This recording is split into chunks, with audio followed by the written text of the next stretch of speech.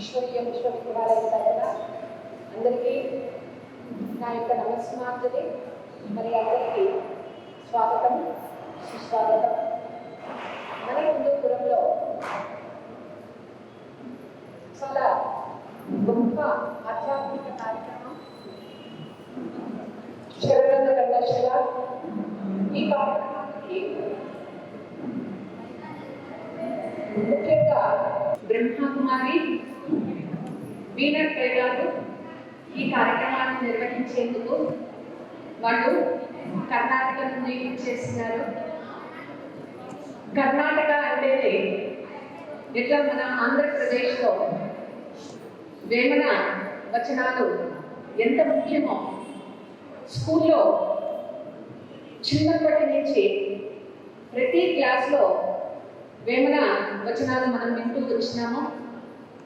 కర్ణాటకలో చిన్నప్పటి నుంచి చిన్న పిల్లవాడి కాడి నుంచి స్కూల్లో ఆధ్యాత్మికంగా భక్తిపరంగా ప్రతి ఒక్కరికి కూడా బసవన్న వచనాలు ఖచ్చితంగా వాళ్ళు నేర్చుకుంటారు, మరియు ఇంట్లో అందరికీ కూడా నేర్పిస్తారు. అటువంటి గొప్ప మహోన్నతమైనటువంటి వ్యక్తి. మరి ఈరోజు హిందూపురంలో ఈ యొక్క బసవన్న వచనాలు మనకి ఆ వచనాలే కాదు, ఆ వచనాలలో ఉండేటటువంటి ఆధ్యాత్మిక నిగూఢమైనటువంటి రహస్యాలను తెలిపించే దానికోసం వీణక్కయ్య గారు ఇచ్చేసినారు. మరి వారిని వేదికపైకి సాదరంగా ఆహ్వానిస్తూ ఉన్నాను. లాక్షియోగిని వీణక్కయ్య వాళ్ళు కర్ణాటకలోని సిరిసిలో వాళ్ళు జన్మ తీసుకున్నారు. తన జీవితాన్ని పూర్తిగా ఈశ్వరీయ సేవలో అంకితం చేసుకున్నటువంటి వారు. వీరు తెలుగు, కన్నడ, హిందీ, ఇంగ్లీష్ భాషలలో చాలా ప్రవీణులు. భగవద్గీత వచనాలు చాలా స్పష్టంగా ఒక కౌన్సిలింగ్ రూపంలో వీరు నేటి తరానికి కూడా భగవద్గీత ఎట్లా మనం తీసుకోవాలి, ఎట్లా మనల్ని దాన్ని ఉపయోగించుకోవాలి జీవితంలో, ఇవన్నీ చాలా చక్కటి విషయాలను మనకి సహజమైనటువంటి విధానంలో మనందరికీ తెలిపించే దానికోసం వీణక్కయ్య 3 రోజుల కార్యక్రమం సందర్భంగా హిందూపురాన్ని ఇచ్చేస్తున్నారు. వీరు భారతదేశంలో నలుమూలల దాదాపు 500 కార్యక్రమాలకు పైగా వాళ్ళు ఇస్తూ వచ్చినారు. ముఖ్యంగా వీళ్ళు హిందీలో కూడా, హిందీ ఇంగ్లీష్లో కూడా వీళ్ళు చాలా చక్కగా ప్రవచనాలను ఇవ్వగలుగుతారు. ఈ మధ్యనే కర్ణాటక విధానసౌధ అసెంబ్లీలో కూడా వీరి కార్యక్రమం జరిగింది. ఆ కార్యక్రమానికి నేను కూడా పోవటం జరిగింది. చాలా చక్కగా ఇంగ్లీష్లో కూడా వీళ్ళు ప్రవచనాన్ని ఇవ్వగలుగుతారు. భగవంతుని వరపుత్రిక అని చెప్పవచ్చు మన వీణక్కయ్య. విద్యాదేవి, బ్రహ్మ యొక్క మానస పుత్రిక, జ్ఞాన సరస్వతి, వీణావాహిని, జ్ఞాన ప్రసూన బ్రహ్మచారిణి వీణ అక్కయ్య గారిని స్టేజ్ పైకి సాదరంగా ఆహ్వానిస్తున్నాం. అందరూ కర్తాళ ధ్వనులతో వారిని ఆహ్వానించవలసిందిగా కోరుతున్నాము. వీణక్కయ్య వీరు ఎంఏ చదివినారు సోషలిజం, తర్వాత ఎంఎస్సి కౌన్సిలింగ్ కూడా వీళ్ళు చేస్తున్నారు. కాబట్టి వీరు మానసికంగా కూడా మనకి చాలా చక్కగా, ఇది ప్రవచన రూపమే కాదు, మనకి మనస్సుని హత్తుకునే విధానంగా వీరి ప్రసంగాలు ఉంటాయి. చాలా నైపుణ్యులు, ప్రావీణ్యులు అని చెప్పవచ్చు. తర్వాత బ్రహ్మకుమారి ఈశ్వరీయ విశ్వవిద్యాలయంలో 18 వింగ్స్ ఉన్నాయి. అడ్మినిస్ట్రేషన్ వింగ్లో కూడా వీరు చాలా మూల స్తంభం అని చెప్పవచ్చు. వీరు భగవద్గీత పైన 360 ఎపిసోడ్స్ వీళ్ళే స్వయంగా తయారు చేస్తారు. నేను విన్నాను మీరు ఉపనిషత్తుల పైన కూడా ఇప్పుడు రీసెర్చ్ చేస్తున్నారు. అది కూడా త్వరలో అది కూడా మనం కార్యక్రమాన్ని చేసుకోవచ్చు. మరి ఇటువంటి గొప్ప ప్రభావశాలి ప్రావీణ్యులైనటువంటి వీరాంకైకి వేదిక పైన ఆహ్వానించిన వారికి హృదయపూర్వకంగా మన హిందూపురం తరపున సోదరి సోదరుల తరపున స్వాగతం సుస్వాగతం చేస్తూ ఉన్నాను. మరి ఈనాటి కార్యక్రమం ముఖ్యంగా హిందూపురం అంటేనే కర్ణాటక ఆంధ్ర కలిసినటువంటి సంగమ స్థానము అని చెప్పొచ్చు. ఇక్కడ ప్రతి ఒక్కరికి కూడా కన్నడను తెలుసు, ప్రతి ఒక్కరికి తెలుగు కూడా బాగా తెలుసున్నమాట. మరి ముఖ్యంగా మన హిందూపురంలో ఈ వీరశైవ సంఘం వాళ్ళు మరియు అక్కమహాదేవి మహిళా మండలి వారు వీరందరూ కూడా ఈ బసవన్న వచనాలు వీరి హృదయంలో ఎప్పుడూ మోగుతూనే ఉంటాయి. మరి మన హిందూపురం శ్రీ వీరశైవ సంఘం ప్రెసిడెంట్ అయినటువంటి గౌరవనీయులు వీరభద్ర పండరి గారిని నేను స్టేజ్ పైకి ఆహ్వానిస్తున్నాము. జ్యోతి ప్రజ్వలంగా చేయవలసిందిగా కోరుతున్నాం. ఆహ్వానిస్తున్నాము. మరి హిందూపురం శ్రీ వీరశైవ గారిని కూడా వేదిక పైకి ఆహ్వానిస్తున్నాము. మరి వీరందరినీ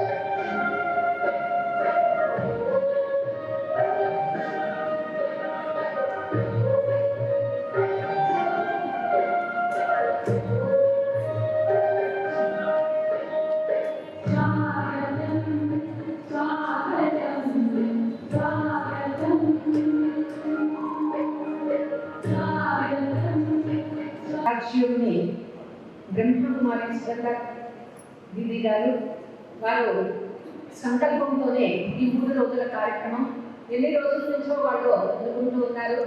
ఈ కార్యక్రమం ఈ హిందూపురంలో చేయాలా, ముఖ్యంగా అందరికీ బసవన్న వచనాలు తెప్పించేటటువంటి ఈ శరణ గణేశ్వర కార్యక్రమం చేయాలనేటటువంటి ఉద్దేశం సంకల్పము వాళ్ళలో కలిగిందన్నమాట.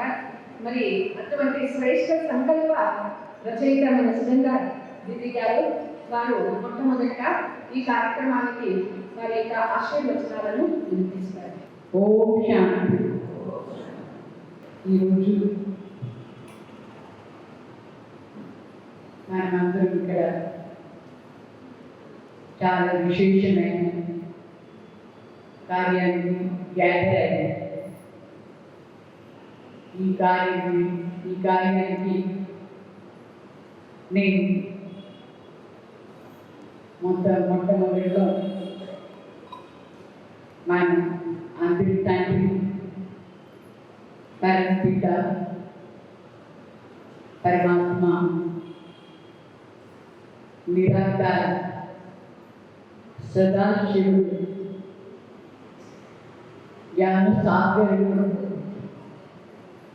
సర్వాత్మల సద్గతి దాత వారిని స్వాగతం చేస్తున్నాను. స్వాగతం మన పరమపిత పరమాత్మ ప్రియమైన పరమాత్మ. తర్వాత ఈ కార్యక్రమం చాలా ముఖ్యమైన అతిథి చాలా ముఖ్యమైన వాళ్ళు ఈ కార్యక్రమం కోసం ఒక బీజం చెప్పచ్చు. వాడు మన రాజీవుని బ్రహ్మకుమారి వీణా దీది వాటికి కూడా నేను నా హృదయపూర్వకంగా స్వాగతం చేస్తున్నాను. స్వాగతం.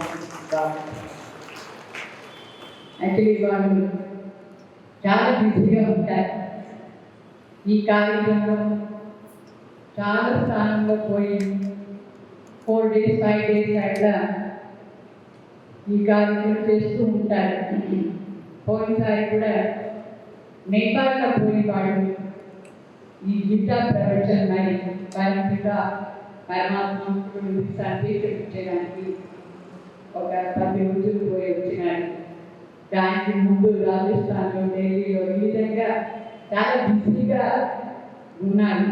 అయినా కూడా మా హిందూపూర్ వాళ్ళ పైన చాలా ఇది చూపించి ఇంకా వచ్చినారు.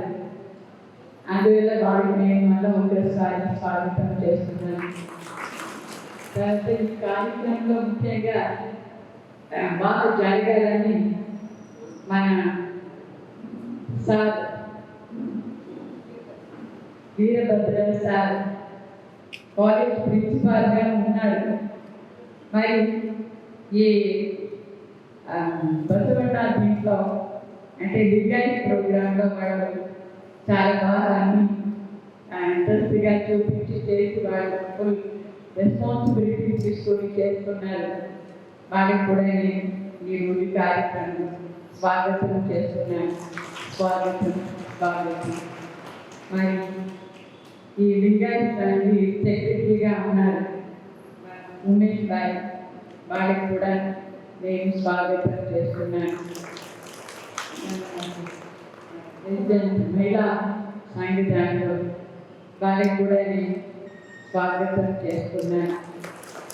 వాస్తవంగా ఈ కార్యక్రమం మనం ఎందుకు ఏర్పాటు చేసామంటే దీని ముఖ్య ఉద్దేశం ఈ ప్రపంచంలో ప్రతి ఒక్కరూ ఒక్కొక్క మతాన్ని అడాప్ట్ చేసుకుంటారు.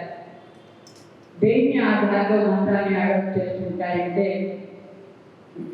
అంటే పెద్దవాళ్ళు ఎవరు వచ్చిపోయినారు, ఏమేమి ప్రవచనం చేసినారు, దానిని వాళ్ళ జీవనంలో ఏదో ఒక మంచి అనుభవం అయి ఉంటుంది. దాని ఆధారంగా ఆ మతాన్ని ఫాలో చేసుకొని వాళ్ళు పలానా మతాన్ని ఫాలో చేస్తున్నారని చెప్తున్నారు. ఫాలోవర్స్ అంటారు.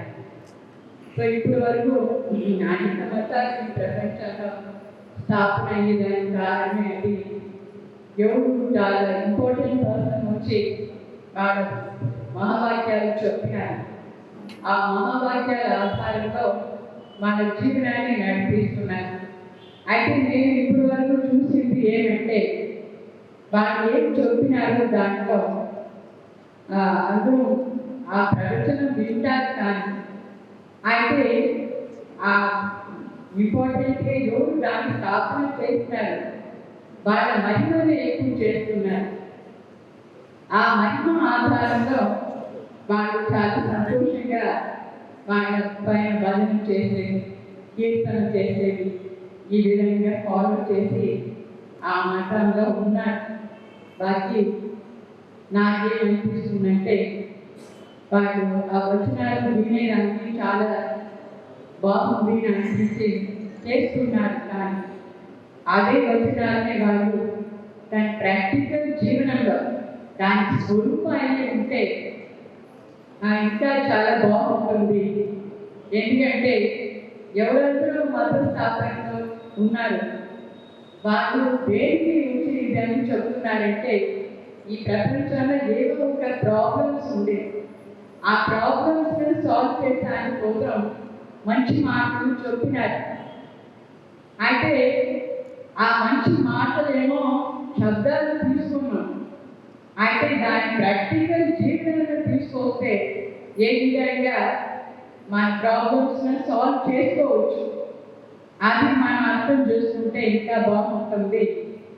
సో మన వీణదయం ముఖ్యంగా ఏం చేస్తున్నారంటే వాళ్ళు ఈ బసవಣ್ణ వచనాలని చాలా బాగా స్టడీ చేసి దాన్ని ఈ రాజీవుగా ప్రాక్టీస్ చేసేదానికి ఆ వచనాలకు ఏమి సంబంధం ఉంది, ఎట్లా మనం దాని జీవనంలో ప్రాక్టికల్గా తీసుకొస్తే మన ప్రాబ్లమ్ సాల్వ్ అవుతుంది అని బాగా స్టడీ చేస్తారు.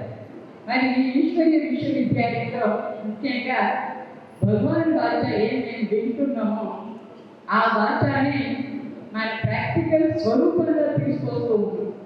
సో భగవాన్ భాష ఏమో పరమాత్మ నిరాకార భాష, దాన్ని చాలా మంది తీసుకుని వాళ్ళ వచనాలు చెప్తూ ఉన్నారు. దాని ఆధారంలో వాళ్ళు ఒక స్పెషల్ గ్రూప్ రెడీ అయ్యారు. అయితే ఈరోజు నాకు అనిపిస్తుంది ఎవరు దివ్యాన్ని ఫాలో చేస్తున్నారు బసవಣ್ణ వచనాన్ని, వాళ్ళు ఆ వచనాలు మాత్రమే లేకుండా వాళ్ళ జీవనంలో దాని స్వరూపాన్ని తీసుకొచ్చి వాటిని చేస్తే ఇంకా బాగుంటుంది. ఆ ఉద్దేశంతోనే ఈ ప్రోగ్రామ్ని అరేంజ్ చేస్తాం. ఎందుకంటే ప్రతి ఒక్కరి జీవనంలో ఏదో ఒక ప్రాబ్లమ్స్ ఉండే ఉంటుంది. ఎంత మనం మంచి మాటలు వింటే కూడా ఊరికే వినేదానికి వరకు మాత్రమే ఉంటే ప్రాబ్లమ్స్ సాల్వ్ అవుతుందా? కాదు. అయితే దాని స్వరూపం అయితే ప్రాబ్లమ్ సాల్వ్ అయిపోతుంది. సో నేను ఇదే కోరుకుంటున్నాను, అందరి జీవనంలో ఉండే ప్రాబ్లమ్స్ని ఈజీగా సాల్వ్ చేయడానికి కోసం అందరూ ఆ వచనాన్ని ప్రాక్టికల్ లైఫ్లో తీసుకొస్తే బాగుంటుంది. దీంతో నేను మీ అందరినీ రిలీజ్ చేస్తున్నాను. అందరూ ప్రాబ్లం లెస్ పీస్ఫుల్గా ఉండాలి, మరి హ్యాపీ లైఫ్ ఫాలో చేయాలి. ఓం శాంతి. చాలా చక్కటి సందేశాన్ని ఇచ్చినారు. బసవన్న వచనాలు వినేదే కాదు, మనమే బసవన్నలాగా అవ్వాలి అని చెప్పినారు. చాలా థ్యాంక్ యూ. అయితే నాకు ఒక చిన్న విషయం బసవన్న వచనాలలో అంటే నాకు అది ఎప్పుడూ తెలియదు. అయితే ఒకటి మాత్రం చాలా నచ్చింది. కోటీశ్వరులు ఎంతో కోట్లు పెట్టి శివాలయాలు కడతారు. అయితే పేదవాడు ఏమీ కట్టలేడు, కానీ తన శరీరమే దేవాలయం అనుకుంటాడు, తన తలే గోపురం అనుకుంటాడు, తన హృదయమే గర్భగుడి అనుకొని ఆ శివుని ఆరాధిస్తూ నేను చైతన్య దేవాలయం శివాలయం అయ్యి ముందుకు సాగిపోతూ ఉంటాను అన్నది బసవన్న వచనం. నాకు చాలా చాలా అది జీవితంలో నచ్చింది. నా జీవితాన్ని కూడా అట్లనే తయారు చేసుకొని నేను ఒక చైతన్య శివాలయంగా ముందుకు సాగిపోవాలి అన్నది నా నిర్ణయం కూడా ఇదేనమాట. Thank you sister. తర్వాత మన అతిథులు ఇప్పుడు జ్యోతి ప్రజ్వలన చేసి ఈ కార్యక్రమాన్ని ప్రారంభిస్తాం.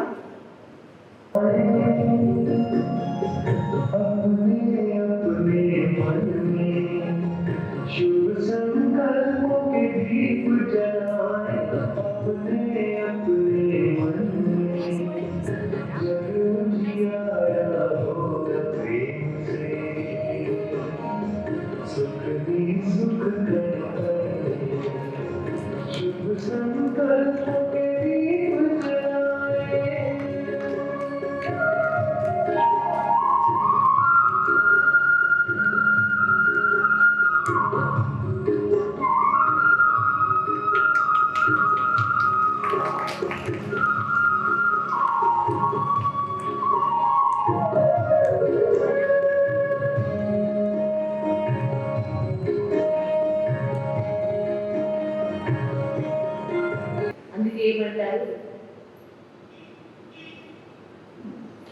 ఎవరైనా శరీరం వదిలితే దానికి ముందు తీయండి అంటారు.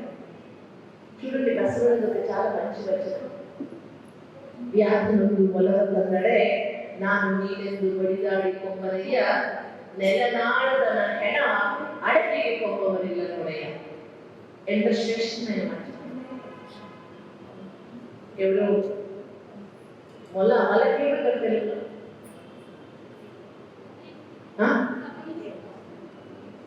అర్థమైతే మీకు ఎవరైతే చెప్పండి. మొల అంటే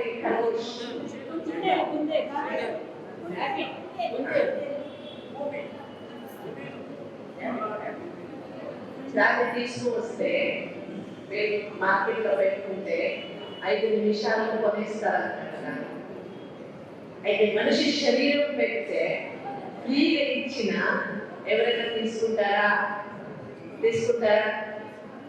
దాన్ని చెప్తూ బసవన్న ఏమంటారంటే, చనిపోయిన ఒక ప్రాణికి ఉన్నంత విలువ కూడా మనిషి చనిపోయినాక ఈ శరీరానికి లేదు. అంటే శరీరము సాధన మాత్రమే తప్ప పరమాత్మనికి శరణయ్యేది, పరమాత్ముడు సర్వస్వం అని అనుకునేది, తెలుసుకునేది, అనుసరణ చేసేది, ఆచరణ చేసేది ఎవరు? నిజమైన శరణ ఎవరంటే ప్రతి శరీరంలో ఉండేటువంటి చైతన్యం మన ఆత్మ. ಮೊಲೆಕುಡಿ ಬಂದರೆ ಹೆಣ್ಣೆಂಬರು, ಮೀಸೆ ಮೂಡಿ ಬಂದರೆ ಗಂಡೆಂಬರು, ಒಳಗೆ ಸುಳಿವ ಆತ್ಮ ಹೆಣ್ಣು ಅಲ್ಲ ಗಂಡು ಅಲ್ಲ. పెరుగుతూ పెరుగుతూ స్త్రీ యొక్క శరీర భావాలు వస్తాయి, పురుషుల యొక్క శరీర భావాలు వస్తాయి. అవి వస్తాయి పురుష స్త్రీ అంటారు. అయితే ఆ స్త్రీ పురుషంలో కానీ పురుష శరీరంలో కానీ ఉండేటువంటి ఆత్మ స్త్రీ కాదు, పురుషు కాదు. నాకు నేనేమనుకున్నానంటే ముందు చదివేటప్పుడు స్కూల్ లైఫ్లో వచన సంస్కృతి, శరణ సంస్కృతి అంటే చాలా శ్రేష్టమైన సంస్కృతి, చాలా ఈక్వల్. మన సంస్కృతిలో నేను చూసినాను చిన్నప్పుడు ఈ వైష్ణవ శైవ సాంప్రదాయం ఉంటుంది సనాతనలో. శంకరాచార్య ఫాలోయర్స్, మధ్వాచార్య ఫాలోయర్స్ ఉంటారు. వాళ్ళకి ఎప్పుడు 36 వాళ్ళు అక్కడ ఎప్పుడు దగ్గర రానియరు. అది చూసుకొని నా బాల్యం జరిగింది అనమాట. అప్పుడు స్కూల్లో చదివేటప్పుడు వచన సంస్కృతి, శరణ సంస్కృతులు ఇలా ఉండదు అని చాలా గొప్పగా అనుకునేదాన్ని. నాకు ఫస్ట్ సర్వీస్ బళ్ళారిలో సర్వీస్ చేసినప్పుడు అడ్డపల్లకి ఏది చేస్తారు మీకు తెలుసు అనుకుంటాను. ఎస్పెషల్లీ వీరశైవ సంస్కృతిలో అడ్డపల్లకి ఏది చేస్తారు. జగద్గురు గారు వస్తారన్నమాట. 3, 4 జగద్గురులు వస్తారు. వాళ్ళకి అడ్డపల్లకి జరుగుతుంది. నేను ఎప్పుడు చిన్నప్పుడు చూడలేదు అలాంటి అడ్డపల్లకి. చూస్తానని వెళ్ళినాను. మంచి పెద్ద బజార్లో చాలా చక్కగా డెకరేషన్ చేస్తున్నారు. కాశీ జగద్గురు గారు వచ్చినారు, ఉజ్జయిని జగద్గురు, శ్రీశైలం జగద్గురు, రంభాపురి జగద్గురు, నలుగురు వచ్చినారు అన్నమాట. చాలా పెద్దగా జరుగుతూ ఉంది. పైన ఒక ఇంటి పైన నిలబడ్డాను చూడాలి. మధ్య రోడ్లో ఇంకా జస్ట్ ప్రొసెషన్ స్టార్ట్ అయ్యింది. కొట్లాడుతుంది. ఎవరు అడ్డపల్లకి ముందుకు వెళ్ళాలా? నిజంగా 1:44 అయిపోయింది. స్టాప్ అయిపోయింది. ప్రొసెషన్ జరగలేదు. అప్పుడు నేను ఆ క్లాస్ కన్నా అన్నయ్యకి వచ్చేవాళ్ళు, వీరశైవ సంస్కృతి వాళ్ళు సంగపన్నయ్యని వచ్చేవాళ్ళు. సంగపన్నని అడిగినాను, అన్నయ్య వీరశైవ సంస్కృతులు ఇలా లేదు కదా, రాసవన్న ఏమంటారు? అందరూ ఒకరే పరమాత్మని పిల్లలు కదా, మరి ఎందుకు ఇలా చేసినాను? అప్పుడు నేను వీరశైవ ఫిలాసఫీని చెప్పే మొదలుపెట్టినాను. నిజంగా వీరు చెప్పేది లేదు, నిజంగా సంస్కృతిలో ఉండేది లేదు. ఫిలాసఫీలో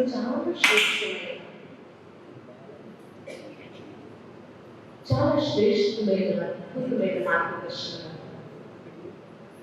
అందువల్ల చూడండి, నేను రిక్వెస్ట్ ఏం చేసుకుంటున్నానంటే, మా ఈశ్వరి విశ్వవిద్యాలయంలో ఒక మాట ఉంది, సీ ఫాదర్ ఫాలో ఫాదర్. మనుషుల్ని చూడకండి, చూడాలంటే ఎక్కడైనా పరమాత్మని చూడండి.